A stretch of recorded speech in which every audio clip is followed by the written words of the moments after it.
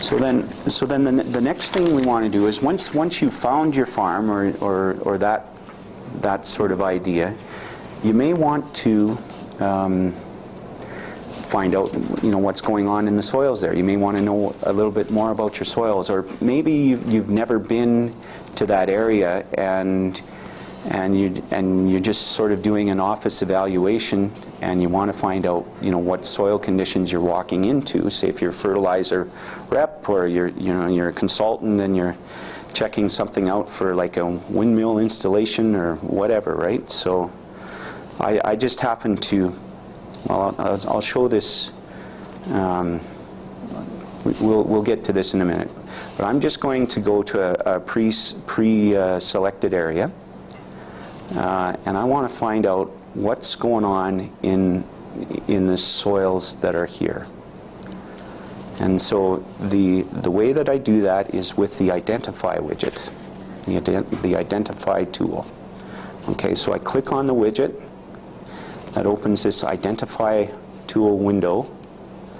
All right, and it looks pretty unremarkable at the moment, but the minute that you move your cursor and click in the soil polygon, and the soil polygons are outlined by this yellow and brown line that I'm trying to follow on the cursor here, and those are the AGRASID polygons that I'm sure many of you are familiar with. Okay, and so I clicked on that polygon. It highlights, so I know what I'm looking at. Now here's this thing that I'm going to show you. If you use your left mouse button and you click it down anywhere on the screen and you just drag, that pans for you. All right. So we're looking at this polygon, and so the soil information here is about this polygon. Okay. So very quickly, there's some key things. There's the polygon number. So this is the AGRASID number. So if you download AGRASID for free from this Soil Information Center, you can look up that polygon or query that polygon for more detailed attributes for the soil, right? It tells you the size of the polygon in hectares, and then there's this LSRS rating. And the LSRS rating will what is that? Well, let's go find out in our metadata here what that is. And so, LSRS rating. So we'll click on that link. So we got a bit of a description about the LSRS rating, but it still doesn't tell us enough about what we want to do. So we go to this more detailed link, and then we go to the Kansas website, and it gives us a PDF document that we can download about the land suitability rating for spring-seeded small grain crops. This land suitability rating is a replacement for the Canada Land Inventory value that was done in the 60s. It's national in scope, or it's more objective than the CLI in fact that basically I'm told by people that if you go and do the measurements, do the scoring, you should get, and if you have a rating in Ontario and the same rating in Alberta, then those are comparable and they'll hold up in a court of law, I'm told. And that wasn't always the case in CLI. Now the ramification of that is that this land suitability rating doesn't have any class 1 associated with Alberta, because that's all in southern Manitoba or southern Ontario, because it's a national system, right? So anyways, so that's the land suitability rating. Let's see if we can get back to the viewer, or did I? Oh yeah, we can. So what it's telling me here, and just because I've done my homework and I've looked at that manual ahead of time, so we've got class 2 land. There's some topography limitations. About 50% of the polygon, that's what this 5 stands for. It's a decile. 50% of the polygon has class 2 land associated with it. Another 40% of the polygon has class 4 land associated with it, topography limitation as well. And then there's some class 5 land that has a W, and I think that has to do with drainage, or whether it's well drained or poorly drained. So there's about 10% of that kind of stuff going on here.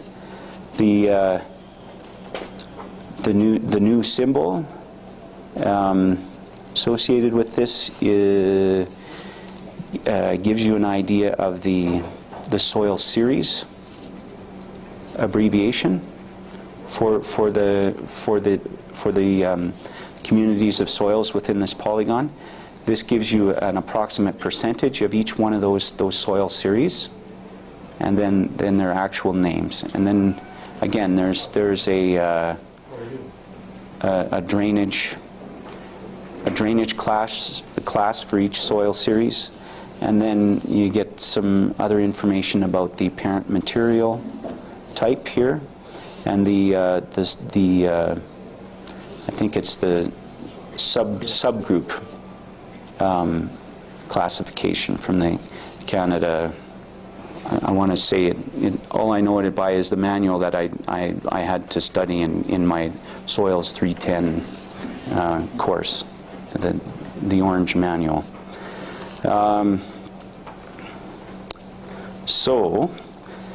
So that's pretty useful to soil scientists and to people that are familiar with reclamation and stuff.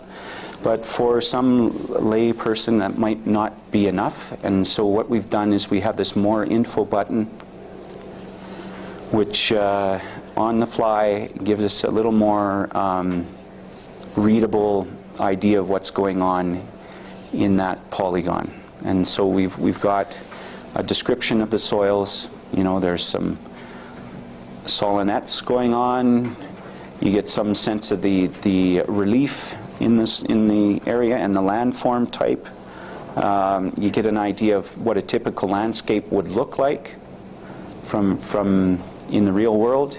You get a sense of what the topography might look like in the real world for the landform. And then you have this plot here, and it's kind of looks like a very unremarkable plot, but there's a lot to it, I've found, as I study it, because it gives you some sense of what the typical slope length is for the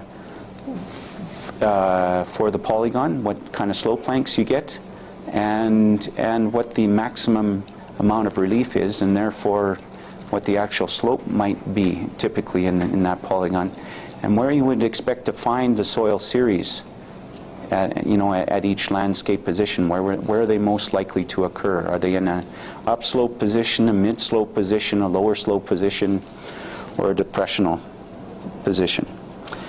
And if you're just so excited about this and can't part with this information, we've given you a way to print it off on your printer too. So, okay. But if you could take it or leave it, we can just close the window too. All right.